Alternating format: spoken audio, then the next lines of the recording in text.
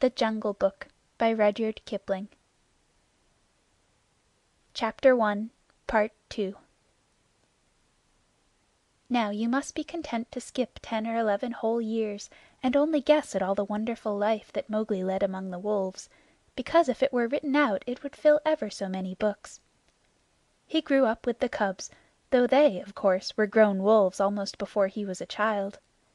And Father Wolf taught him his business and the meaning of things in the jungle, till every rustle in the grass, every breath of the warm night air, every note of the owls above his head, every scratch of a bat's claws as it roosted for a while in a tree, and every splash of every little fish jumping in a pool meant just as much to him as the work of his office means to a business man.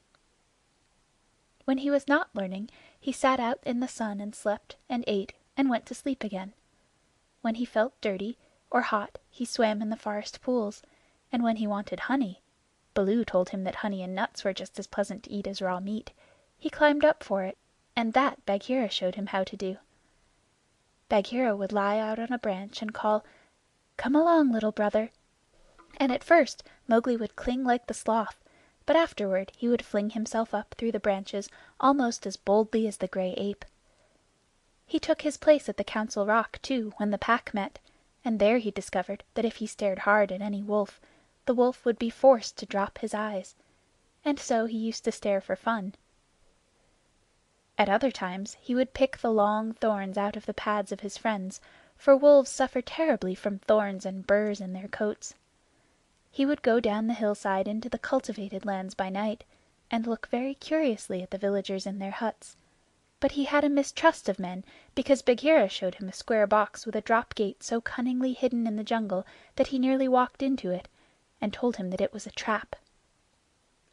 He loved better than anything else to go with Bagheera into the dark, warm heart of the forest, to sleep all through the drowsy day, and at night see how Bagheera did his killing. Bagheera killed right and left as he felt hungry, and so did Mowgli, with one exception. As soon as he was old enough to understand things, Bagheera told him that he must never touch cattle, because he had been bought into the Pack at the price of a bull's life. "All the jungle is thine," said Bagheera, "and thou canst kill everything that thou art strong enough to kill. But for the sake of the bull that bought thee, thou must never kill or eat any cattle, young or old. That is the law of the jungle." Mowgli obeyed faithfully. And he grew and grew strong, as a boy must grow who does not know that he is learning any lessons, and who has nothing in the world to think of except things to eat. Mother Wolf told him once or twice that Shere Khan was not a creature to be trusted, and that some day he must kill Shere Khan. But though a young wolf would have remembered that advice every hour, Mowgli forgot it because he was only a boy, though he would have called himself a wolf if he had been able to speak in any human tongue. Shere Khan was always crossing his path in the jungle, for as Akela grew older and feebler, the lame tiger had come to be great friends with the young wolves of the Pack, who followed him for scraps, a thing Akela would never have allowed if he had dared to push his authority to the proper bounds. Then Shere Khan would flatter them, and wonder that such fine young hunters were content to be led by a dying wolf and a man's cub. "They tell me," Shere Khan would say, "that at council ye dare not look him between the eyes." And the young wolves would growl and bristle. Bagheera, who had eyes and ears everywhere, knew something of this, and once or twice he told Mowgli in so many words that Shere Khan would kill him some day. Mowgli would laugh and answer, "I have the Pack, and I have thee. And Baloo, though he is so lazy, might strike a blow or two for my sake. Why should I be afraid?" It was one very warm day that a new notion came to Bagheera, born of something that he had heard. Perhaps Sahi the Porcupine had told him, but he said to Mowgli when they were deep in the jungle, as the boy lay with his head on Bagheera's beautiful black skin, "Little brother, how often have I told thee that Shere Khan is thy enemy?" "As many times as there are nuts on that palm," said Mowgli, who naturally could not count. "What of it? I am sleepy, Bagheera, and Shere Khan is all long tail and loud talk, like Mor the Peacock. But this is no time for sleeping. Baloo knows it. I know it. The Pack know it. and even the foolish, foolish deer know it. Tabaqui has told thee too." "Ho, ho!" said Mowgli. "Tabaqui came to me not long ago with some rude talk that I was a naked man's cub and not fit to dig pig nuts. But I caught Tabaqui by the tail and swung him twice against a palm tree to teach him better manners." "That was foolish, for though Tabaqui is a mischief maker, he would have told thee something that concerned thee closely. Open those eyes, little brother. Shere Khan dare not kill thee in the jungle. But remember, Akela is very old, and soon the day comes when he cannot kill his buck, and then he will be a leader no more. Many of the wolves that looked thee over when thou wast brought to the council first are old too, and the young wolves believe, as Shere Khan has taught them, that a man cub has no place with the pack. In a little time thou wilt be a man." "And what is a man that he should not run with his brothers?" said Mowgli. "I was born in the jungle. I have obeyed the law of the jungle, and there is no wolf of ours from whose paws I have not pulled a thorn. Surely they are my brothers." Bagheera stretched himself at full length and half shut his eyes. "Little brother," said he, "feel under my jaw." Mowgli put up his strong brown hand, and just under Bagheera's silky chin, where the giant rolling muscles were all hid by the glossy hair, he came upon a little bald spot. "There is no one in the jungle that knows that I, Bagheera, carry that mark, the mark of the collar. And yet, little brother, I was born among men, and it was among men that my mother died, in the cages of the king's palace at Oodeypore. It was because of this that I paid the price for thee at the council when thou wast a little naked cub. Yes, I too was born among men. I had never seen the jungle. They fed me behind bars from an iron pan, till one night I felt that I was Bagheera, the panther, and no man's plaything, and I broke the silly lock with one blow of my paw and came away. And because I had learned the ways of men, I became more terrible in the jungle than Shere Khan. Is it not so?" "Yes," said Mowgli. "All the jungle fear Bagheera. All except Mowgli." "Oh, thou art a man's cub," said the Black Panther very tenderly. "And even as I return to my jungle, so thou must go back to men at last, to the men who are thy brothers, if thou art not killed in the council." "But why should any wish to kill me?" said Mowgli. "Look at me," said Bagheera, and Mowgli looked at him steadily between the eyes. The big panther turned his head away in half a minute. "That is why," he said, shifting his paw on the leaves. "Not even I can look thee between the eyes, and I was born among men, and I love thee, little brother. The others, they hate thee because their eyes cannot meet thine, because thou art wise, because thou hast pulled out thorns from their feet, because thou art a man." "I did not know these things," said Mowgli sullenly, and he frowned under his heavy black eyebrows. "What is the law of the jungle? Strike first, and then give tongue. By thy very carelessness they know that thou art a man. But be wise. It is in my heart that when Akela misses his next kill, and at each hunt it costs him more to pin the buck, the pack will turn against him and against thee. They will hold a jungle council at the rock, and then. "I have it!" said Bagheera, leaping up. "Go thou down quickly to the men's huts in the valley, and take some of the red flower which they grow in there, so that when the time comes thou mayest have even a stronger friend than I or Baloo or those of the pack that love thee. Get the red flower." By red flower Bagheera meant fire, only no creature in the jungle will call fire by its proper name. Every beast lives in deadly fear of it, and invents 100 ways of describing it. "The red flower," said Mowgli, "that grows outside their huts in the twilight? I will get some." "There speaks the man's cub," said Bagheera proudly. "Remember that it grows in little pots. Get one swiftly, and keep it by thee for time of need." "Good," said Mowgli. "I go. But art thou sure, O my Bagheera?" He slipped his arm around the splendid neck and looked deep into the big eyes. Art thou sure that all this is Shere Khan's doing?" "By the broken lock that freed me, I am sure, little brother." "Then by the bull that bought me, I will pay Shere Khan full tale for this, and it may be a little over," said Mowgli, and he bounded away. "That is a man. That is all a man," said Bagheera to himself, lying down again. "Oh, Shere Khan, never was a blacker hunting than that frog hunt of thine 10 years ago." Mowgli was far and far through the forest, running hard, and his heart was hot in him. He came to the cave as the evening mist rose, and drew breath and looked down the valley. The cubs were out, but Mother Wolf, at the back of the cave, knew by his breathing that something was troubling her frog.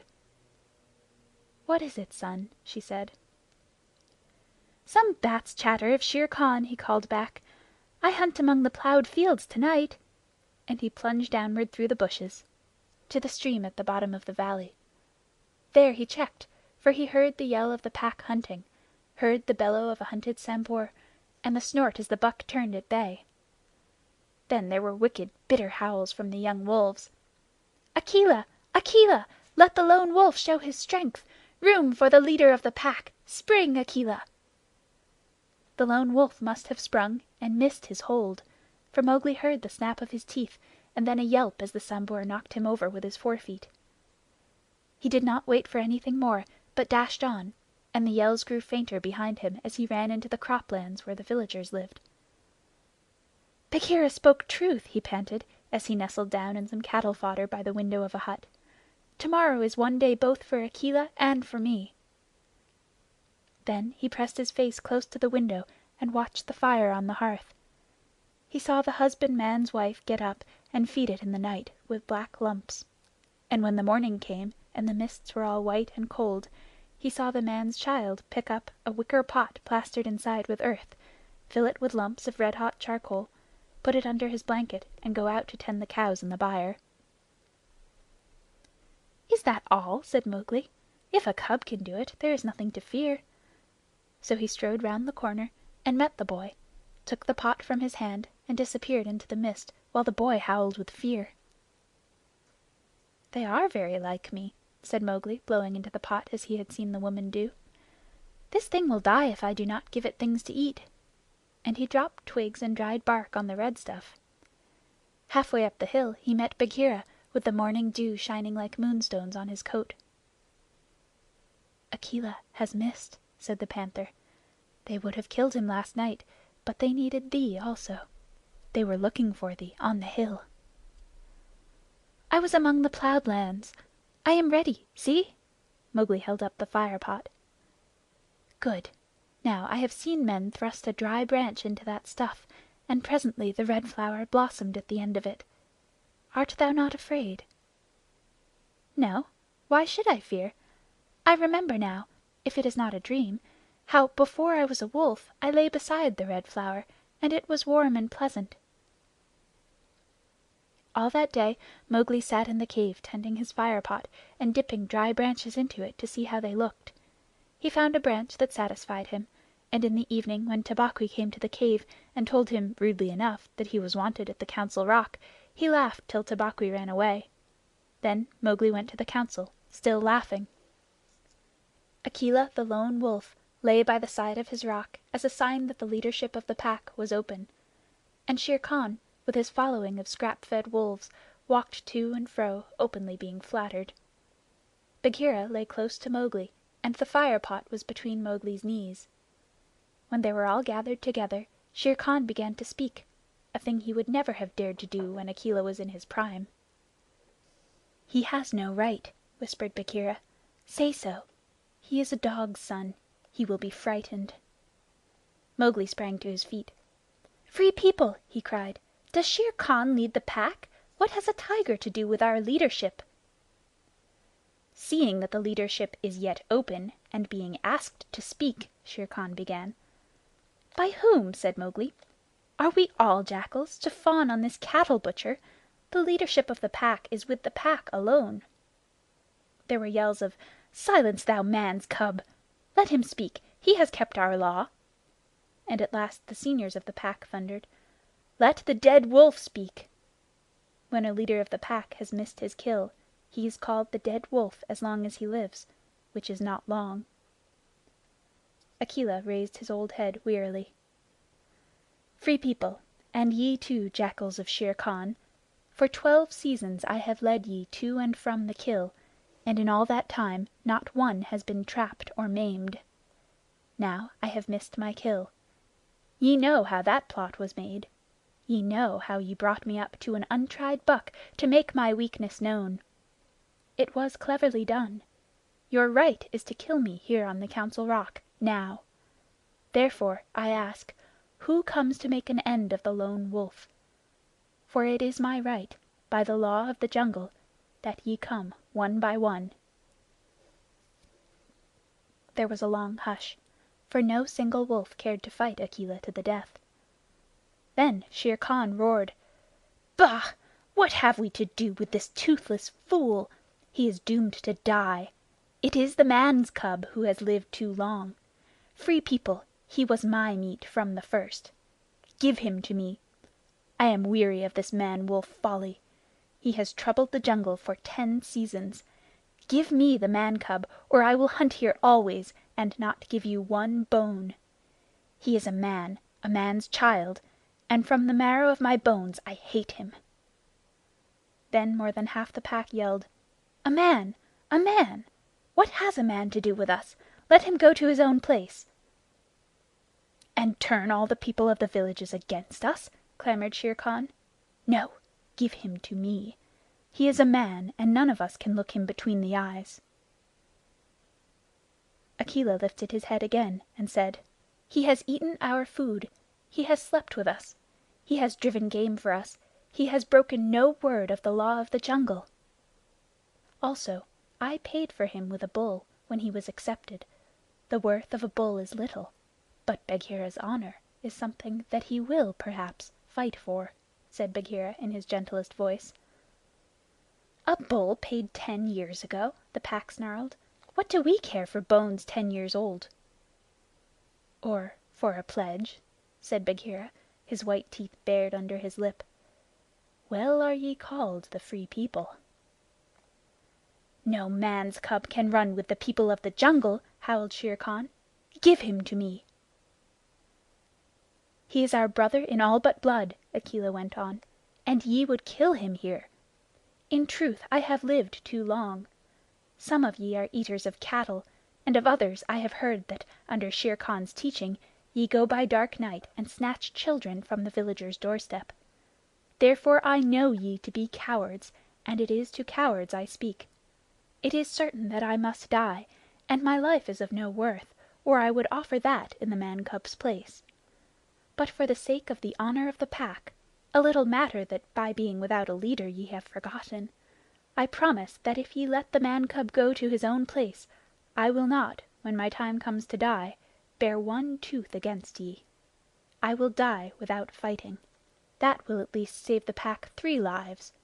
More I cannot do, but if ye will, I can save ye the shame that comes of killing a brother against whom there is no fault, a brother spoken for and bought into the pack according to the law of the jungle." "He's a man, a man, a man!" snarled the pack, and most of the wolves began to gather round Shere Khan, whose tail was beginning to switch. "Now the business is in thy hands," said Bagheera to Mowgli. "We can do no more except fight." Mowgli stood upright, the fire pot in his hands. Then he stretched out his arms and yawned in the face of the Council, but he was furious with rage and sorrow, for, wolf-like, the wolves had never told him how they hated him. "Listen, you!" he cried. "There is no need for this dog's jabber. Ye have told me so often tonight that I am a man, and indeed I would have been a wolf with you to my life's end, that I feel your words are true. So I do not call ye my brothers any more, but sag, dogs, as a man should. What ye will do and what ye will not do is not yours to say. The matter is with me, and that we may see the matter more plainly, I, the man, have brought here a little of the red flower which ye dogs fear." He flung the fire pot on the ground, and some of the red coals lit a tuft of dried moss that flared up as all the Council drew back in terror before the leaping flames. Mowgli thrust his dead branch into the fire till the twigs lit and crackled, and whirled it above his head among the cowering wolves. "Thou art the master," said Bagheera in an undertone. "Save Akela from the death. He was ever thy friend." Akela, the grim old wolf who had never asked for mercy in his life, gave one piteous look at Mowgli as the boy stood all naked, his long black hair tossing over his shoulders in the light of the blazing branch that made the shadows jump and quiver. "Good," said Mowgli, staring round slowly. "I see that ye are dogs. I go from you to my own people, if they be my own people. The jungle is shut to me, and I must forget your talk and your companionship. But I will be more merciful than ye are. Because I was all but your brother in blood, I promise that when I am a man among men I will not betray ye to men as ye have betrayed me."